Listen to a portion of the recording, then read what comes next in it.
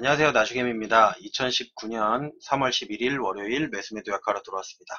오늘도 시장 종합부터 살펴보도록 하겠습니다. 오늘은 지수가 코스피 같은 경우 살짝 반등을 했고 코스닥 같은 경우도 반등에 성공한 모습을 보였습니다. 코스닥 150 같은 경우에는 조금 더 상승을 했는데 그 중심에는 이제 바이오 중심으로 해가지고 그 바이오하고 이제 소비재 중심으로 해가지고 음식료, 먹거리 뭐 이런 것 쪽입니다. 그런 것 쪽으로 해가지고 수급이 조금 들어오면서 외국인이랑 기관의 수급이 들어오면서 이제 코스닥 150 같은 경우는 상승을 했다고 보시면 좋을 것 같고요. 선물 같은 경우는 이제 우리가 하방 압력을 크게 받고 있지는 않습니다. 하방 압력도 그렇다고 해서 상승 모멘텀이 충분하지도 않고 있기 때문에 지수가 지금 이렇게 반등을 했다 그래서 요거는 이제 지수가 완전 반등했다고 생각하시면 안 되고 기술적 반등을 이뤄낸 겁니다. 기술적 반등이 없이 제가 계속 말씀드렸던 게 기술적 반등이 없이 주가가 내렸기 때문에 기술적 반등은 반드시 나와야 한다고 말씀을 드렸었는데 그게 오늘 아니면 내일 나올 거라고 이제 방송 중에는 말씀을 드렸었는데 오늘 이제 기술적 반등이 조금 나왔습니다. 근데 여기에서 반등의 폭이 조금 더 나올 것인가는 이제 미국장에 어느 정도 달려 있고 우리가 그동안 잊고 있었던 이제 문제가 그 하나의 이슈가 뭐냐면은 이제 브렉시트가 있습니다. 브렉시트가 다시 또 표결에 의해서 브렉시트를 갖다가 할 것인지 그거에 대한 얘기들이 또 나오고 있기 때문에 그 영향을 아무래도 우리도 안 받을 수가 없는 상황이 되었고 이제 미국하고 중국하고의 회담은 뭐 4월로 연기한다는 얘기가 있어서 한동안 이제 횡보를 하거나 뭐 강한 상승장이나 이런 거에 힘은 별로 얻지는 않을 것 같고요. 일단 어느 정도 단기 반등이 온다고 하면 여전히 매수보다는 매도 쪽으로다가 대응하시는 거 매도 쪽을 좀 더 신경 써서 대응하시는 게 좋다고 생각을 합니다. 개별주 쪽으로 해가지고 조금 올라오고는 있는데 그 올라가는 종목들이 더 올라갈 거라고 생각하고 따라붙지는 마시라고 하는 이유가 뭐냐면 주가는 여전히 하방 압력이 강하기 때문에 조금 올라온다고 해서 그 종목이 타면은 내려올 때는 그 종목이 더 많이 내려오니까 반등하는 종목들 함부로다가 접근하지 마시고 제가 그나마 말씀을 드렸던 게 뭐냐면 바이오 관련된 종목들 같은 경우에는 상승을 할 때 혼자 이제 못 올라온 종목들 있죠. 그동안 이제 상승을 하면서 상승은 다 했는데 나만 못 올라간 애들 그런 지금 종목들이 올라오고 있는 거라고 생각하시고 보시면 좋을 것 같습니다. 그리고 이번 주 목요일이면 우리가 옵션 선물 동시 마감일이기 때문에 그 영향에 따라서 상방으로 크게 가든 하방으로 크게 갈 건데 아마도 대부분 그랬듯이 이제 목요일 날은 대부분 종가에 많이 움직이고요.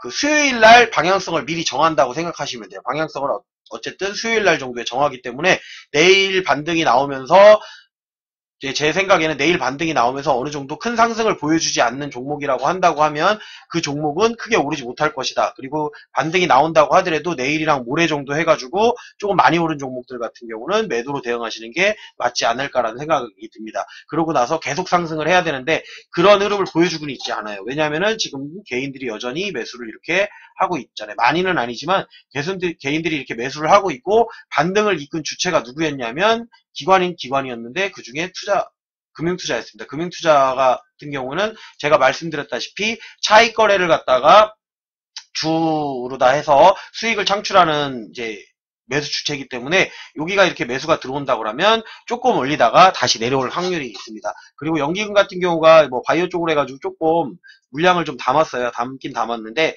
외국인 같은 경우가 이제 그거를 바이오 종목은 담았어요. 그래도 바이오 종목 쪽으로 좀 담았기 때문에 바이오 종목 쪽은 아직 조금 더 봐도 된다. 그리고 코스닥 150을 갖다가 어느 정도 상승으로 이끌 수는 있지만 완전한 반등이 이뤄진 건 아니기 때문에 조금 올라와서 반등의 힘이 확실하게 나타나지 않고 상승 모멘텀이 없다고 하면 여러분들이 여전히 매수보다는 매도 쪽으로다가 대응하시는 게 맞습니다. 외국인 같은 경우가 지금 이렇게 오늘도 매도를 했죠. 그런데 이제 다행인 거는 달러 선물을 매도를 하면서 달러 가격이 조금 내려왔습니다. 달러 가격이 내려왔기 때문에 이게 지금 조금 더 내려갈 폭이 남아 있습니다. 그러고선 다시 상승을 할지 어쩔지는 모르겠는데 지금 뭐 미국에서 발표하는 지표라든지 세계에서 발표하는 경제 지표들이 전체적으로다가 다 예상치보다 더 낮게 나오고 있는 상황이기 때문에 주가의 흐름은 어쨌든 하방을 향하고 있는 게 사실입니다. 뭐 지금 중국 같은 경우가 이렇게 해서 많이 올라왔기 때문에 반등을 했기 때문에 지금 이제 지켜봐야 될 거는 이제 바이오 종목들 좀 올라올 것 같고요. 그리고 중국 관련 수혜주 중에 못 올라온 종목들이 있습니다. 그러니까 딱 올라오다가 말았던 거 아니면은 지금 그 뭐 면세점 관련해서 뭐 이런 종목들도 있을 테고요. 화장품 관련된 종목들도 있겠고 어설프게 오르다가 마른 종목들이 한 번쯤은 슈팅이 나오지 않을까. 그리고 나서 또 하락을 할 겁니다. 그렇기 때문에 이것도 이제 계속해서 잡는 건 아니고요. 바이오도 마찬가지입니다. 바이오라든지 뭐 중국 관련 수혜주 같은 경우가 올라올 가능성이 있고, 음식료 같은 경우도 지금 그런 이제 소비재 관련된 종목들이 올라오고는 있는데 어느 정도 올라오다가 또 내려갈 가능성이 많기 때문에 그것도 일정 시점이 돼서 수익권에 온다고 하면 여러분들이 매도를 하시는 게 조금 더 현명한 선택이 아닐까 생각이 듭니다. 그리고 PCX 매수 같은 경우도 들어오긴 들어오는데 여전히 별로 안 들어오고, 이게 마지막 부분에만 이런 식으로 들어와요. 그럼 마지막 부분에 이런 식으로다가 수급이 들어올 때 꼭 확인해 보셔야 될 게 여러분들이 뭐가 있냐면은, 마지막에 들어온 거는 이제 대차로다가 해서 물량을 갖다가 매집하는 경우가 있기 때문에 대차 물량을 항상 확인해 봐야 됩니다. 제가 대차가 이렇게 계속 증가를 하고 있으면 주가는 빠진다고 말씀드렸었죠. 그리고 꾸준히 증가를 하고 있죠. 주가가 내리는데 증가하는 거는 당연하다고 말씀을 드렸어요. 주가가 내리는 데는 대차가 증가하는 게 당연하기 때문에 이제 요게 다시 바뀌고서 마이너스로다가 바뀌지 않는 동안에는 주가를 하방으로 보셔라. 그리고 지금처럼 오늘처럼 이렇게 단기적으로 이렇게 반등을 해서 이런 차트를 만들었잖아요. 이런 식으로다가 뭐 끌어올린 차트를 만들었을 때는 대차가 감소했을 수 있습니다. 대차가 감소했을 수 있죠. 대차가 감소했을 수는 있지만 그 물량이 좀 크거나 이제 얘네들 여기 있는 애들을 갖다 상쇄시킬 만한 물량이 안 나온다고 하면 살짝의 반등은 있겠지만 추가적인 하락은 분명히 나올 수가 있고, 그 다음날은 다시 대차 감소했다고 하더라도 다시 대차를 증가를 시켜서 목매도로 찍어 누를 수 있다라는 것은 분명히 명심을 해두세요. 제가 요거를 말씀드릴 때 뭐 항상 얘기했던 게 뭐냐면, 이거는 한 번을 보고 결정을 하는 게 아니고 이렇게 꾸준한 흐름들을 보면서 주가가 상방으로다가 향하고 있구나, 하방으로 향하고 있다를 보는데 상당히 도움이 될 거라고 생각이 들어서 항상 제가 설명을 드리는 겁니다. 차트상으로 봤을 때도 오늘은 이제 코스피부터 볼게요. 코스피를 본다고 해도 지금 이렇게 꼬리를 달고 올라왔죠. 꼬리를 달고 요게 60일 이동평균선입니다. 60일 이동평균선의 지지를 한 번쯤은 확인하는 그런 모습을 보여줬어요. 60일 이동평균선 지지를 한 번쯤은 확인하는 모습을 보였는데, 이게 어디까지 올라가야 되냐면, 지금 뭐 요 정도까지 올라가는 이만큼의 폭이 아니에요. 이만큼의 폭이 아니기 때문에 올라가려면 이 정도까지 올라가줘야 반등을 해가지고 주가가 다시 상승으로 가는구나라고 생각을 하셔야지, 여기서 어설프게 이렇게 뭐 증가했다 그래서 이쯤에서 여기까지 왔는데 여기서 또 매수를 들어간다 그런 건 상당히 위험합니다. 그렇기 때문에 반등이 나온다고 하더라도 크게 나올 확률은 별로 없고요. 조금 작게 반등이 나올 가능성은 있다. 그렇기 때문에 이제 단기적 반등을 해서 그게 관련된 종목들이나 이제 오버슈팅이 나오는 종목들은 매도를 해서 대응을 해주시면 좋을 거라고 생각을 하고요. 코스닥 같은 경우도 반등을 했죠. 이렇게. 그래서 뭐 그렇게 말씀하시는 분들이 있어요. 코스피는 안 좋아도 코스닥은 좋을 것이다라고 말하는데, 코스닥도 마찬가지입니다. 이 라인을 갖다가 다시 뚫을 만큼의 힘이 나와주지 않고 어설픈 증가세가 나온다고 하면 코스닥 같은 경우도 어차피 코스피가 죽으면 같이 떨어져 내려갑니다. 그렇게 생각을 하시는 게 좋을 것 같아요. 그리고 지금 전체적인 코스닥 같은 경우는 지금 이런 식으로 움직였는데, 요 중심에는 뭐가 있냐면은 사실은 코스닥 150 종목이 이렇게 끌어올린 겁니다. 코스닥 150 종목이 이렇게 끌어올렸기 때문에 조금 더 끌어올린다고 했을 때도 요 라인을 갖다가 올라가 줘야만, 이 라인을 올라가 줘서 앉을 때, 안착을 해서 여기서 눌렸을 때, 뭐 요럴 때는 나쁘진 않아요. 근데 여기까지 일단 이 선을 갖다가 돌파하지 못한 상태로 여기서 찌질찌질 거리고선 뭐 여기서 요런 식으로다가 뭐 횡보를 한다든지, 그럴 때 봐야 될 게 뭐냐면 아까 제가 말씀드렸던 대차 물량을 확인해 봐야 된다는 겁니다. 근데 대차 물량이 감소하는 폭이 안 보이고 외국인의 수급이 안 들어오고 기관의 수급도 금융투자를 제외한 뭐 연기금이라든지 이런 수급들이 꾸준히 들어와 주지 않는다 그러면 상승하지 않을 겁니다. 그렇기 때문에 여러분들이 보실 때는 그 부분을 항상 생각을 하고 보셔야 된다는 거예요. 그러니까 저도 매수는 하고 있어요. 지금 같은 경우에도 물론 매수하는 종목은 매수하고 더 내려갈 걸 생각하고 매수를 하는 겁니다. 더 내려갈 걸 생각하는 걸 매수를 하고는 있는 거지만, 떨어질 거를 각오하고 매수하는 거기 때문에 비중을 크게 매수하는 게 아니라는 거를 알아두셨으면 좋겠습니다. 오늘 같은 경우에도 이제 신규 매수한 진에어 같은 경우는 요거는 이제 기존 제 매수 방법으로 매수한 게 아니고 양봉 매수를 한 겁니다. 제가 양봉 매수하는 경우에는 대부분 어떤 그 종목을 갖다가 테스트를 해보기 위해서 매수를 하는 경우, 그러니까 제 기법이라든지 새로운 기법에 대한 그 검증을 하기 위해서 이렇게 매수를 하는 거기 때문에 많은 양을 매수를 하진 않습니다. 많은 양을 매수를 하진 않고, 지금 폴루스 바이오팜이라 그래서 요거 같은 경우 재무가 완전 그냥 상장 폐지가 내일 된다 그래도 이상하지 않은 종목이기 때문에 시간외로 제가 매수를 하긴 했지만, 요거 같은 경우도 제가 테스트를 하기 위해서 물량을 많이 넣은 게 아닙니다. 그렇기 때문에 여러분들이 이런 거는 이제 참고를 해주셨으면 좋겠고요. 그리고 대체적으로 저도 매도 쪽으로 신경을 많이 쓰고 있습니다. 제가 ELK 같은 경우는 1000원에 오면 매도를 한다라고 말씀을 드렸었는데, 그래서 1000원에다가 아예 시작하자마자 걸어놨습니다. 이제 물량에 부담 안 될 만큼을 매도를 해놨기 때문에 이제 내려가는 것도 당연히 생각하고 분할 매도를 한 겁니다. 그리고 영인 프론티어 같은 경우도 오늘 매도한 가격이 거의 고점이었던 것 같은데요. 이게 지금 6,730원에 매도를 했는데 오늘 고점이 네, 6,730원이네요. 정확하게 고가 매도를 했네요. 고가 매도를 갖다가 이렇게 해서 매도를 했던 거고요. 그리고 웅진 싱크빅도 제가 매도는 잘했던 것 같은데. 아, 요거는 매도하고도 조금 더 올라왔네요. 요거 이제 분할 매도해가지고 올라가는 겁니다. 분할 매도해서 올라가는 거고, 이 지점을 갖다가 강하게 돌파하지 못한다고 하면은 여기서 또 내려갈 가능성이 있기 때문에 요거는 이제 매도로다가 대응을 한 거고요. 신일산업도 마찬가지예요. 지금 퍼센트가 이제 30%가 넘었습니다. 하지만 여기 오늘 매도한 가격, 오늘 고가가 1,800원이었고요. 제가 1,795원에 매도를 하고선 조금 더 지켜보자라고 했는데 뭐 크게 올라가진 않았습니다. 거기 1,800원 선을 뚫어야만 올라갈 수 있는 자리였기 때문에 여기에서 이제 물량을 많이 덜어냈고요. 그리고 코엘 패션 같은 경우도 요거는 이제 매도를 안 하고 기다렸죠. 매도를 최대한 적게 하면서 요 자리까지 오기를 바랐던 거예요. 여기가 지금 5,500 이제 40원에 매도를 했는데 오늘 종가가 5,550원 한 틱 위에서 마감을 했습니다. 조금 더 올라가긴 했었나요? 이게 아니네요. 고점이네요. 5,550원이 고점이고 제가 5,540원에 매도를 했던 겁니다. 이거 같은 경우는 이제 시간으로다가 갭상승을 한다거나 내일 아침에 시가가 뜨지 않는다고 하면 내려갈 가능성이 많기 때문에 이것도 매도를 해놓은 거고요.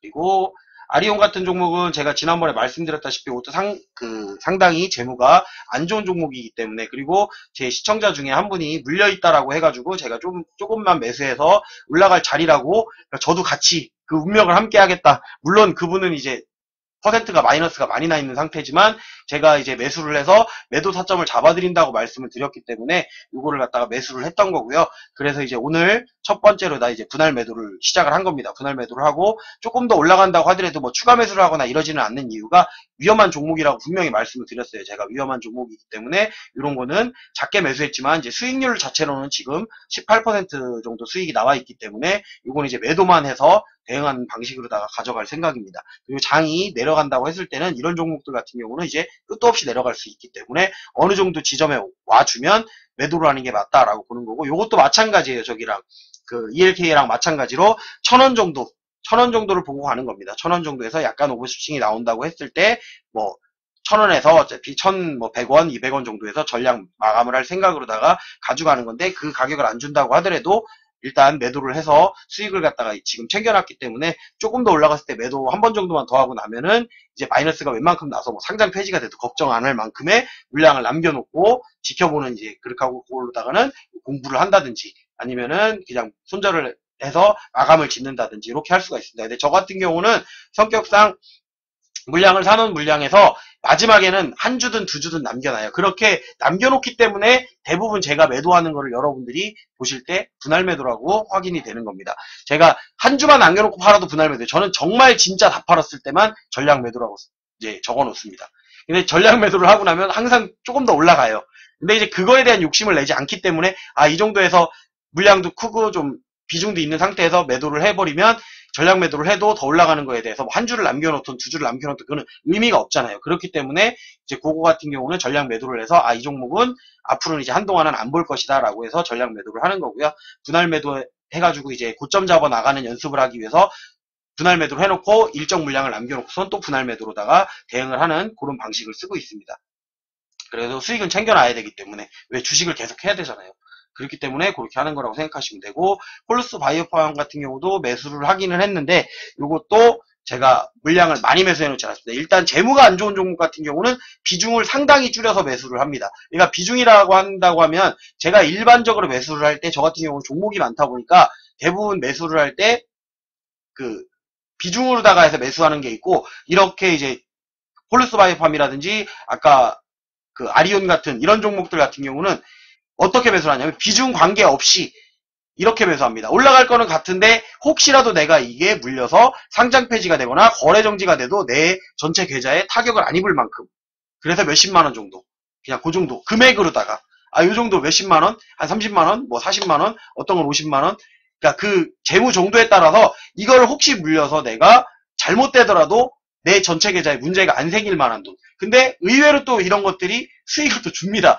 아니 50만원 살았는데 수익을 막 20만원 내고 이렇게 나오는 경우도 꽤 많습니다. 근데 어떻게 보면은 대신에 이거는 몽창 다 떼일 수가 있는 돈이잖아요. 짧은 시기에 많이 먹을 수도 있지만 몽탕 다 떼일 수가 있기 때문에 이런 거 같은 경우는 비중보다는 금액으로 들어가는 거고요. 그리고 뭐 정상적인 종목이 있어요. 정상적인 종목인데 예를 들면 뭐 제가 삼성전기를 가지고 있다든지 삼성전자 이런 정상적인 종목 같은 경우는 처음에 금액을 넣을 때 약간 비중 관리를 해서 뭐 1%를 넣든 2%를 넣든 전체 계좌에서 약간 퍼센트의 개념도 가져가면서 돈의 개념까지 같이 그래도 너무 돈이 커져 버리면 안 되니까 그 비중에서 몇 %까지만 딱 매수를 해놓고 그러니까 저 같은 경우는 매수를 할 때 전체 비중의 10% 이상을 한 종목에 넣지는 않습니다.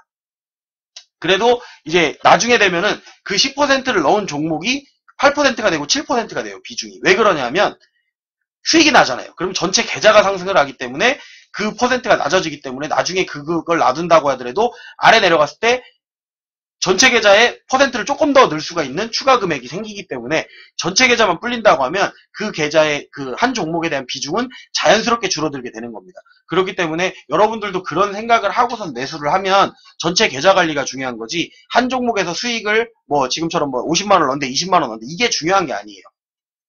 이거는 떼일 수도 있는 돈이잖아요. 그런 생각을 가지고선 여러분이 하면 조금 더 합리적인 이제 매매를 할 수 있지 않을까라는 생각을 드리면서 오늘은 여기서 마감하도록 하겠습니다. 유튜브로 시청하시는 분들은 좋아요, 구독, 알림 설정 꼭 좀 해주시고요.